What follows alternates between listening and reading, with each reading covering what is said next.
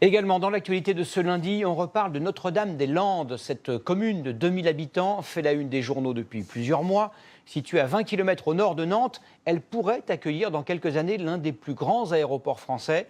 La nouvelle ministre de l'écologie, Ségolène Royal, s'est montrée hier très prudente. Elle a expliqué qu'elle attendrait l'issue des nombreux recours en justice formés par les opposants. Tous attendent du nouveau gouvernement l'abandon de ce projet. Pierre Barretti et Iker Zabala les ont rencontrés. Donc là, on est là, c'est le bord de la piste. Alors vous voyez le bâtiment, les animaux, tout. Voilà, l'axe de la piste, ce serait là. Du béton sur 3000 mètres de long et 40 mètres de large, ce serait la piste nord de Notre-Dame-des-Landes. Autour, sur 1600 hectares, fermes, bocages et pâturages seraient rasés. À la place de ce bois de sapin se dresserait l'aérogare. Sylvain, agriculteur depuis 5 générations, est désormais exproprié et expulsable. Il se bat pour que ses 2 fils soient éleveurs, comme lui. On n'est pas à vendre, on ne veut pas partir. On ne vend pas 5 générations comme ça parce qu'on veut bétonner 550 hectares de terre humide. On n'est pas à vendre, donc on n'a pas de plan B. Non, on gagnera, donc on veut rester. Indiscrète, la caméra du drone dévoile l'enjeu écologique. Des dizaines de kilomètres de talus canalisant l'eau seront détruits. Enfin, les mares et les taillis abritant les oiseaux protégés, les insectes et les fleurs rares disparaîtront à jamais.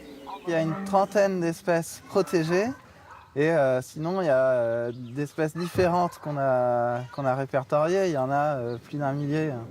Avec le changement de gouvernement, c'est un examen financier du dossier que réclament tous les opposants. L'aéroport représente tout de même un investissement de 150 millions d'euros. On demande à Ségolène Royal d'ouvrir le dossier, comme elle a été capable de le faire lorsque l'autoroute autour de Niort voulait passer par le Marais Poitevin. Elle a été capable de s'opposer à ce tracé au nom de l'environnement. Ici, sur 80 propriétaires, 40 sont partis. 10 ont refusé toute indemnisation et 15 exploitants agricoles continuent.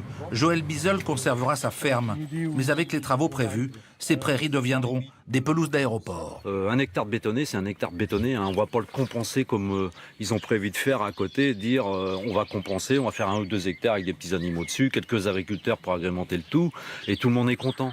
Enfin, voici les squatteurs occupant les fermes abandonnées. Ils sont une centaine, jeunes et déterminés, et présentés comme les opposants les plus radicaux.